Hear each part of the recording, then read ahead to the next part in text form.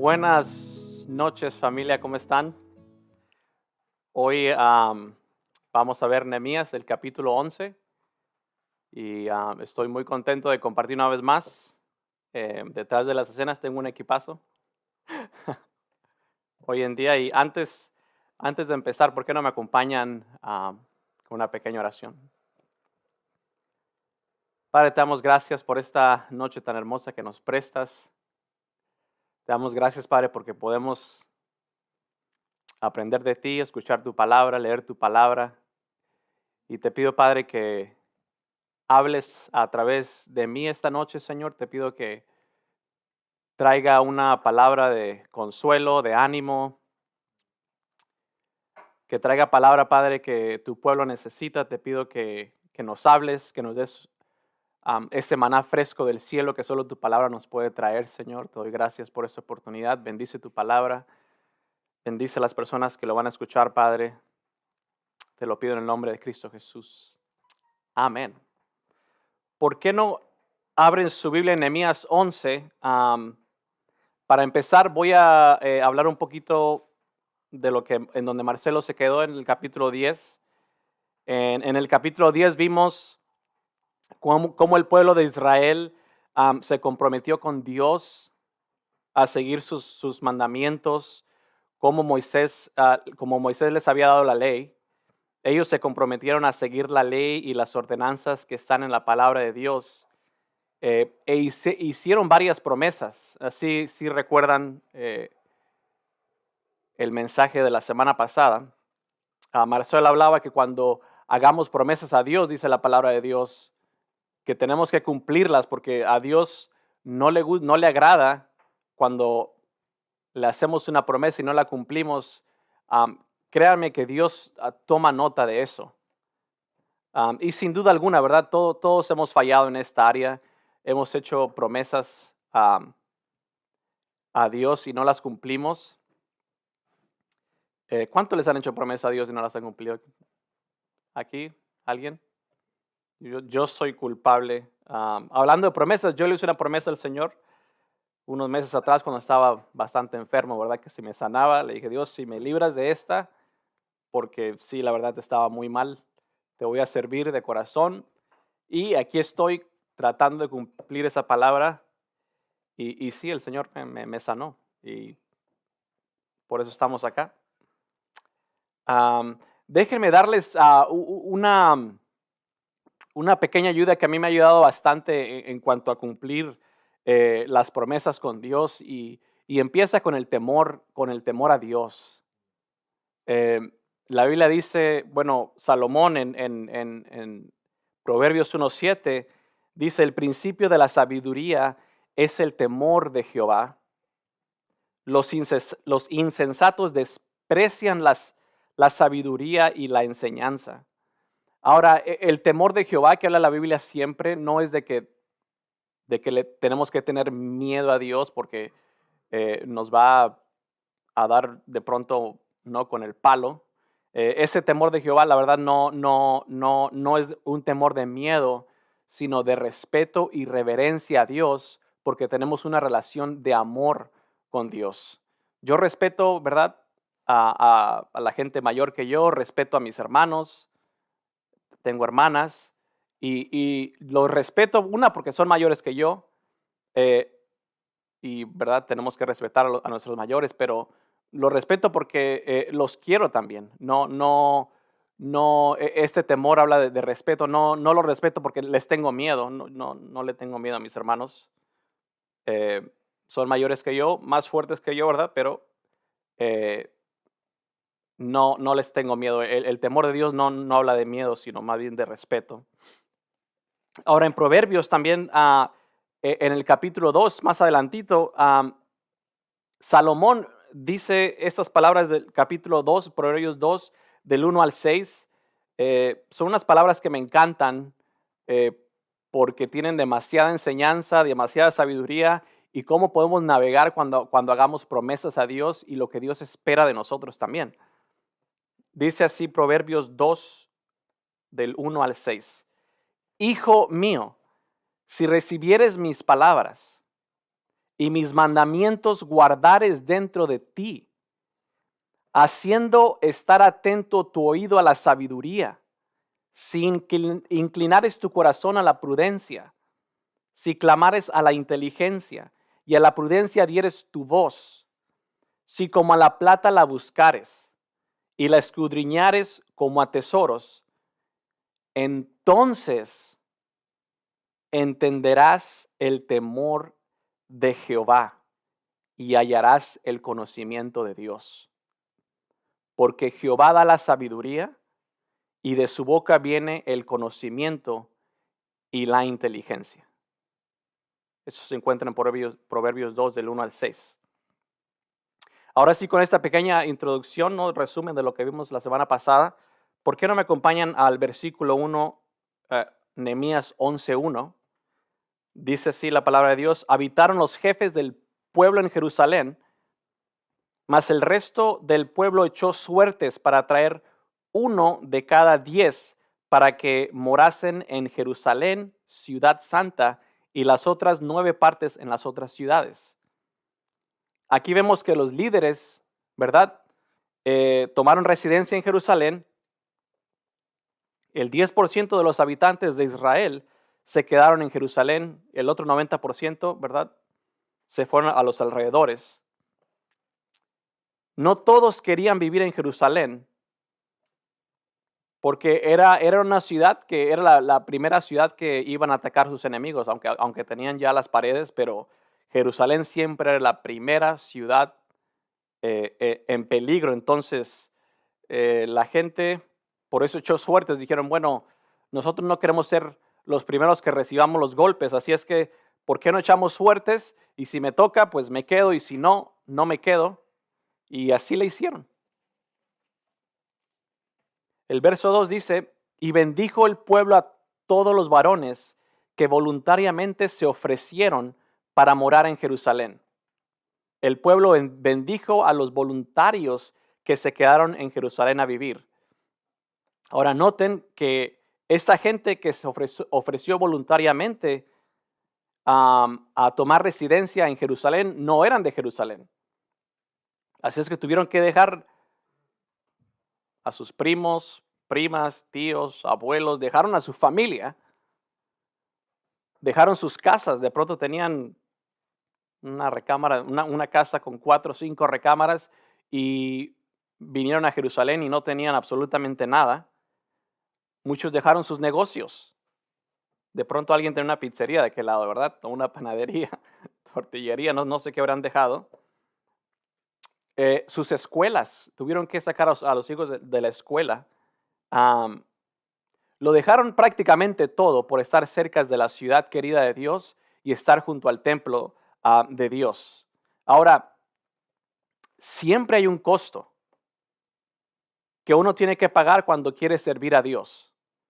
Cuando queremos estar cerca de Dios, siempre hay un costo que pagar, y no estoy hablando de un costo monetario, porque seguir a Dios no les cuesta nada, no nos cuesta nada de dinero, y si alguien pide dinero para seguir a Dios, corran de esa iglesia, corran de ese lugar, porque es un lobo rapaz, ¿verdad? Que tiene piel de oveja, pero es un lobo. Entonces, no vamos a ocupar nada de dinero si queremos servir a Dios. No estoy hablando de ese costo. Ahora, Jesús en Mateo 16:24 dijo lo siguiente, que es importante que lo conozcamos. Dice, entonces Jesús dijo a sus discípulos, si alguno quiere venir en pos de mí, niéguese a sí mismo, tome su cruz y sígame. Los discípulos de Jesús lo dejaron todo por seguirlo, ¿se acuerdan?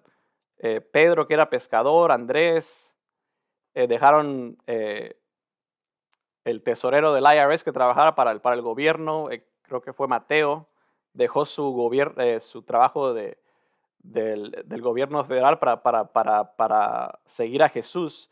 Los discípulos lo dejaron todo.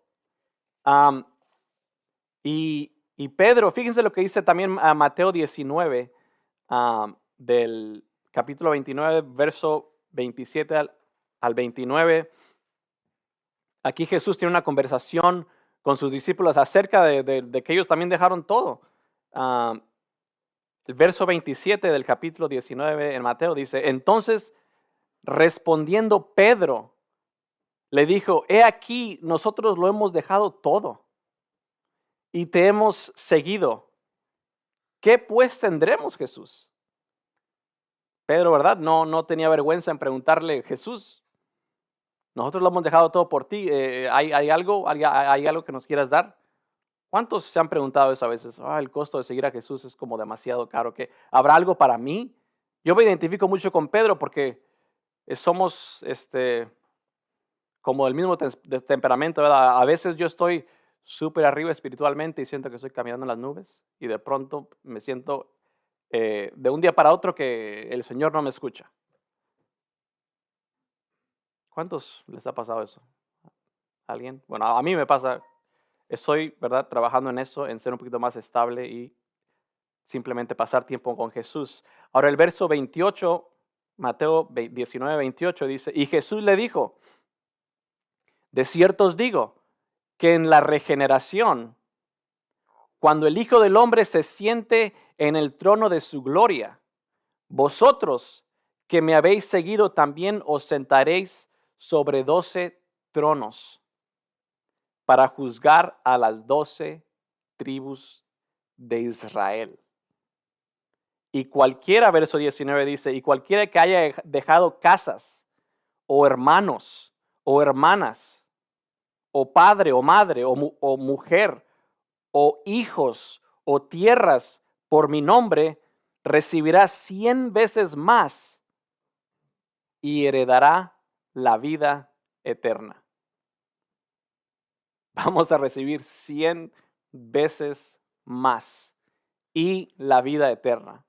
Ahora, cuando Jesús dijo van a recibir 100 veces más, yo lo entiendo porque que vamos a recibir aquí en la tierra y después nos va a dar la vida eterna. Hay muchas personas que dicen no, va a ser en el cielo.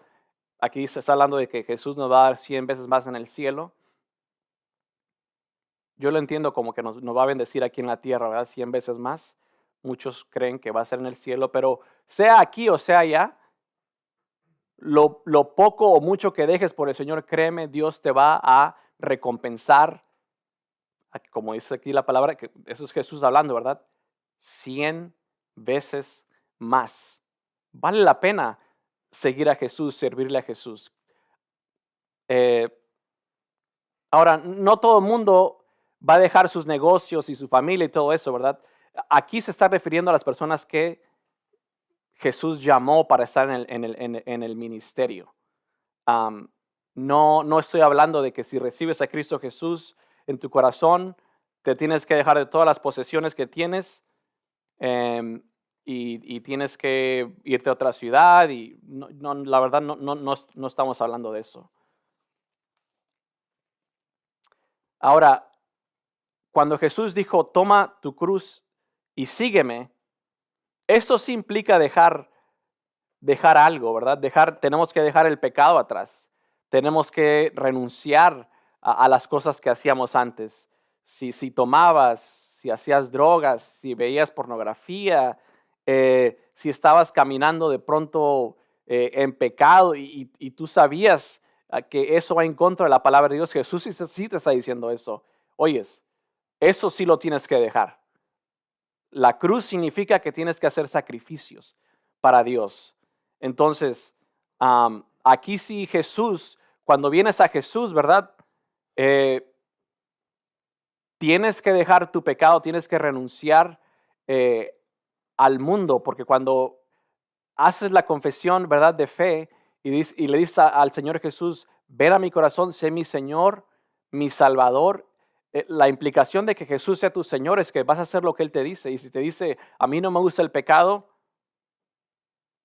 tienes que parar de pecar. Tienes que parar de ver las websites que son prohibidas, ilícitas, ¿verdad? Tienes que dejar el pecado. No hay aquí sí no hay negociación. Y Jesús en Mateo 16, 26 dice lo siguiente, porque ¿qué aprovechará al hombre si ganare todo el mundo y perdiere su alma? ¿O qué recompensa dará el hombre por su alma? Aquí Jesús está diciendo que tu alma para Dios es más valiosa que todo el mundo. ¿Te das cuenta del valor que tú tienes para Dios? Eh, muchas personas, el enemigo les ha dicho a través de sus padres, de madres, de tíos, de hermanos: tú no vales nada, tú nunca vas a ser alguien en la vida. Esas son mentiras del diablo, para serles franco. Dios pone un precio por tu alma y dice: si comparo tu alma con todo el mundo, tu alma es mucho más valiosa para mí que el mundo entero. Y no solamente nos los dice en la Biblia, Dios hizo algo al respecto. Dijo: yo voy a dar lo mejor que tengo del cielo, voy a mandar a mi hijo a rescatar esa alma. Tu alma vale a Jesús. Jesús en la cruz pagó un precio demasiado alto por tu alma. Así es que la próxima vez que escuches que el enemigo te diga: oye, tú no vales nada, tú eres un cero a la izquierda, no tienes educación, no hiciste esto, no hiciste el otro, y si te comparas a fulano, a mengano, eres un perdedor. Déjame decirte que Dios nos puso aquí para decirte que tú tienes un valor en los ojos de Dios inmenso. Vales más que todo el mundo para Dios. Y por eso mandó a Jesús una vez más, ¿verdad? Por eso a mí me encanta servirle a Dios, porque en mi persona, fuera de Jesús, creo que no valgo ni un centavo. Pero una vez que recibí a Jesús en mi corazón, para Dios valgo más que todo el mundo. Y tú también vales más que todo el mundo. Eso es lo que la palabra de Dios nos enseña. El valor que tenemos como humanos cuando encontramos a Cristo es demasiado. Entonces, para continuar en Nehemías 11, verso 3, voy a leer unos versículos. Ahora no voy a leer todos los nombres, para serles franco, porque son demasiados, ¿verdad? Pero sí vamos a leer unos varios. Entonces, el verso 3 dice: estos son los jefes de las provincias que moraron en Jerusalén, pero en las ciudades de Judá habitaron cada uno en su posesión, en sus ciudades, los israelitas, los sacerdotes y levitas, los sirvientes del templo y los hijos de los siervos de Salomón. Verso 4, en Jerusalén pues habitaron algunos de los hijos de Judá y de los hijos de Benjamín, de los hijos de Judá: Ataías, hijo de Usías, hijo de Zacarías, hijo de Amarías, hijo de Cefatías, hijo de Maalaleel. Este nombre parece cuando uno habla en lengua, de verdad, está medio difícil. De los hijos de Fares, y Maasías, hijo de Baruch, hijo de Colose, hijo de Asaías, hijo de Adaías, hijo de Joiarib, hijo de Zacarías, hijo de Siloni. Verso 6, todos los hijos de Fares que moran en Jerusalén fueron 468 hombres fuertes. Una vez más, no voy a leer todos los nombres, pero sí quiero rescatar de esta porción del capítulo 11 que el pueblo estaba unido. Eran un equipo, ¿no? Y la unidad en la familia, en la iglesia, en el negocio, en donde quiera que estés, siempre es bueno tener un grupo de personas unidas, porque hay un dicho muy antiguo que unidos jamás seremos vencidos, algo así, ¿verdad? La unión, en realidad, créanme, sí hace la fuerza. El pueblo estaba unido, todo el mundo sabía las tareas que iba a hacer, ¿no? Los cantores, los levitas, los sacerdotes, los jefes, todos sabían lo que tenían que hacer. Y ahora lo mismo en la iglesia. La Biblia dice que Dios nos dio dones. para edificar al cuerpo de Cristo, a nuestros hermanos. Entonces, es importante que nosotros también estemos unidos como iglesia. Es importante que sepamos qué don nos dio Dios para servir en la iglesia. Ahora, si te hago una pregunta, ¿tú sabes el don que Dios, el don que Dios te dio? ¿Lo estás usando para Dios? ¿Estás sirviendo en la iglesia? Estas son preguntas, ¿verdad?, que valen la pena preguntar porque eh, eres parte del cuerpo de Cristo y tenemos que estar sirviendo en algún lugar, ¿verdad? Yo me pregunto si Dios estuviera escribiendo el libro de Nehemías febrero, ¿no? Hoy en el 2021, en el año, ¿qué, qué es lo que Dios diría de ti hoy en día? A lo mejor diría de mí, bueno, Octavio medio sirve, va de vez en cuando a la iglesia, no siempre diezma. Ahora, esto no es verdad y eso es imaginario. ¿Qué diría de mí? ¿Cómo estoy sirviendo? ¿Verdad? Si lo estoy haciendo con excelencia, con amor, con temor. ¿O qué diría de ti, verdad? No voy a mencionar nombres, ¿verdad? Pero ponte a pensar, Dios qué diría de ti si estuviera escribiendo el libro de Nehemías hoy en día? Es importante que le sirvamos a Dios con todo nuestro corazón, que lo hagamos eh, con amor por Dios, porque lo amamos, porque estamos agradecidos de todo lo que Él nos ha dado. Tenemos que servirle a Dios por lo que Él es. Él es nuestro Padre. Dios es nuestro Dios, nuestro Creador, nuestro Salvador, nuestro Señor, nuestro Redentor, nuestro Sanador, nuestra torre fuerte, nuestro refugio. Dios es nuestra luz. Dios es nuestro todo. Debemos de servirle porque, para serles franco, Él lo merece. Él merece lo mejor de nosotros. Nos dio lo mejor de Él.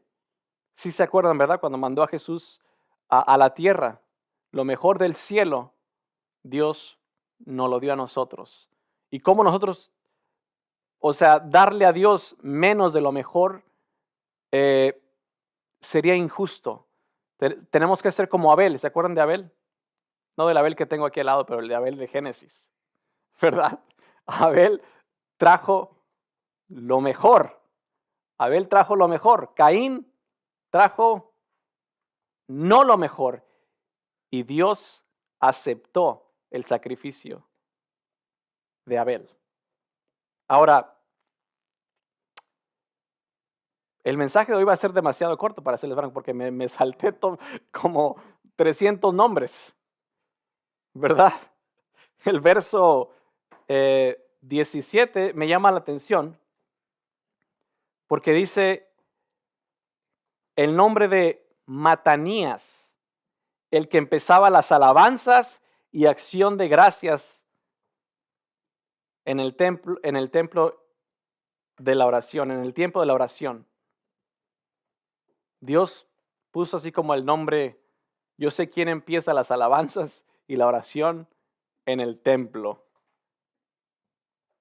Dios conoce, ¿verdad? A los que tocan la guitarra aquí, ¿no? A los que empiezan en oración. En cualquier iglesia, Dios le pone mucha atención a los adoradores, a los que le alaban a Dios. Y como dice la Biblia, Dios está buscando adoradores que le adoren en espíritu y en verdad. Les pone una atención especial. Y ahora, para terminar mi mensaje, Dios santo, menos de media hora. Creo que hoy va a ser un récord, un mensaje récord. Pero para concluir, escuché una predicación sobre la oración como que últimamente, no, nuestra iglesia, nosotros, su servidor, como que el Señor nos está empujando un poquito más a orar. Am, y me encanta, ¿verdad? Porque eh, hablamos mucho de la oración y como que lo hacemos muy poco, ¿verdad? Y para dar aquí un mensaje a las personas que se quieran unir eh, a orar con nosotros, estamos dando los sábados a las 7 de la mañana.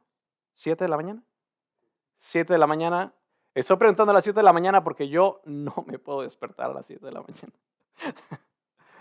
Eh, pero a los que no se puedan despertar, a las 8 de la noche los sábados, ahí sí parece entonces ya estoy despierto, ¿verdad? A las 8 de la noche. Eh, si quieren reunirse a orar con nosotros por Zoom, están invitados.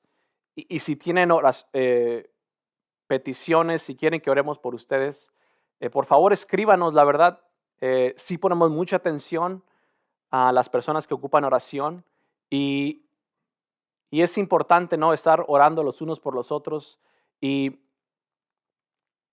y no tener un tiempo de oración. Esto va a sonar medio feo, pero Dios no quiere que tengamos un tiempo de oración. Dios quiere que tengamos una vida de oración. Es, es muy distinto, ¿no? Tener tiempo con Dios es, si me alcanza al final del día, voy a orar los últimos 10 minutos. Ese es el tiempo de oración. Pero la vida de oración es aquel que ora constantemente, como dice la Biblia, orar sin cesar. Orar sin cesar es, o sea, sin parar, ¿verdad? No sin César. Mi tío se llama César, ¿verdad? No sin cesar, pero orar sin cesar. O sea, no, que no paremos de orar. Eh, Jesús, ¿verdad? Fue el mejor ejemplo de la oración. La Biblia dice que él se iba muy temprano, se iba a orar. Jesús, bueno, no todas las noches, pero muchas, oró por noches, por varias noches, oraba la noche entera. A mí me encantaría tener una noche entera de oración, pero la verdad, después de los 45 minutos como que paro, pero Dios está mirando, ¿verdad? Del balcón del cielo. Yo me imagino que hay un balcón en el cielo, para serles franco. Si quieren saber un poquito de mi imaginación, creo que hay un balcón en el cielo y Dios mira sobre ese balcón y dice, bueno, ¿sobre quién voy a poner mi unción? Sobre aquel que está en su cuarto de oración. Sobre él voy a poner mi unción. Sobre él voy a poner la promoción. A él lo voy a promover. A él lo voy a ungir. ¿Por qué? Porque está pasando tiempo conmigo en oración. Ahora, si quieres, ¿verdad?, que Dios que te dé una promoción y que te des unción, bueno, pasa tiempo en oración. Parece como que estoy rimando, pero no es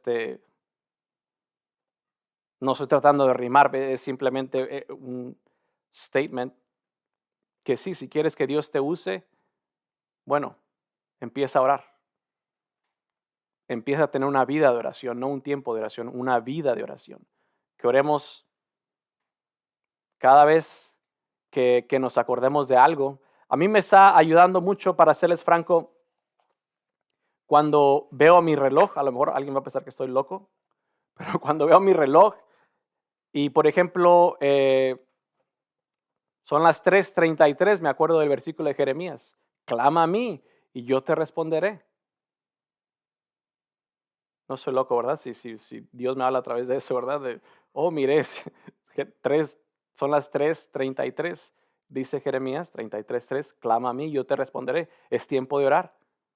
Como que le hemos estado pidiendo a Dios que nos enseñe a tener esa vida de oración y Dios, créanme que nos habla en maneras que a veces nosotros no ponemos atención.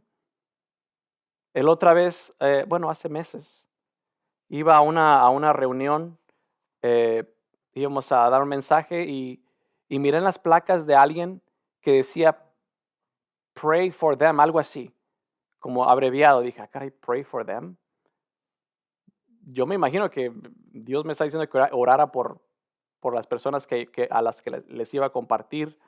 Am, y tenemos que buscar, ¿verdad?, por ser sensibles al Espíritu y si quieres que Dios te hable, pues las antenas las tienes que tener bien así, como que bien puestas.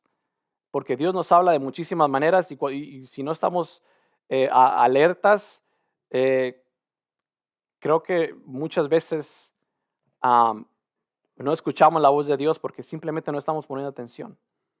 Entonces, ¿por qué no oramos para terminar? Para que sí pongamos atención cuando Dios nos hable, para que tengamos una vida de oración, para que le sirvamos a Dios como Él quiere que le sirvamos, con todo nuestro corazón, que le amemos a Dios con todo nuestro corazón, porque Dios no quiere que le sirvamos porque tenemos que servirle, porque, tengo que ir a la iglesia una vez más. No, esa no creo que sea la actitud que Dios quiere de nosotros. Al contrario, decir, wow, me toca ir a la iglesia una vez más, me tengo que bañar rápido, tengo que comer rápido, porque quiero estar ahí temprano en la oración antes de que empiece el servicio. ¿Cuántos se apuntan? ¿Aquí alguien? ¿Por qué no oramos, hermanos? Padre, te damos gracias, Señor, por tu palabra, porque es clara, Señor. Te pedimos, Padre, que nos enseñes a tener esa vida de oración, Señor. No un tiempo de oración, Señor, el tiempo que nos sobra, Señor, sino que tengamos una verdadera vida de oración, Señor, del modelo que Jesús nos enseñó. Enséñanos, Padre, a orar como los discípulos le preguntaron a Jesús y la oración perfecta que el Señor nos dio. Padre nuestro que estás en los cielos, santificado sea tu nombre. Vénganos tu reino, hágase tu voluntad, así como en el cielo, aquí también en la tierra. El pan nuestro de cada día, dánoslo hoy. Perdona nuestras deudas, como nosotros perdonamos a nuestros deudores. No nos dejes caer en tentación, mas líbranos del mal, porque tuyo es el reino, el poder y la gloria, por los siglos de los siglos. Y Padre, te pido por mis hermanos y hermanas que están pasando por dificultades emocionales, Señor, pérdida de seres queridos. Te pido, Padre, que traigas consuelo, que traigas paz. Padre, te pedimos por nuestros enfermos, Señor, que toques sus cuerpos, Señor. Tu palabra dice que tú eres el mismo de ayer, de hoy y siempre, Señor. Tú eres nuestro sanador. Tu palabra dice, Señor, que por tus llagas fuimos nosotros curados. Te pido, Padre, en especial por mi hermano Oscar, Señor, que yo creo que tú vas a hacer un milagro en su cuerpo, Señor, en su vida, Señor. Te pedimos que lo fortalezcas, que lo sigas usando con poder, Señor. Te pido, Padre, por mis hermanos que están pasando por situaciones financieras, Señor, eh, que encuentren trabajo, Señor. Te pido que les suplas, Padre. Tu palabra dice que tú nunca has visto un justo que mendigue pan, Señor. Y nosotros creemos en ti, Señor, que tú eres un Padre bueno, un Padre generoso, misericordioso. Haz tu voluntad, Señor, en nuestras vidas, hoy y siempre, Padre, en Cristo Jesús. Amén. Buenas noches, mis hermanos.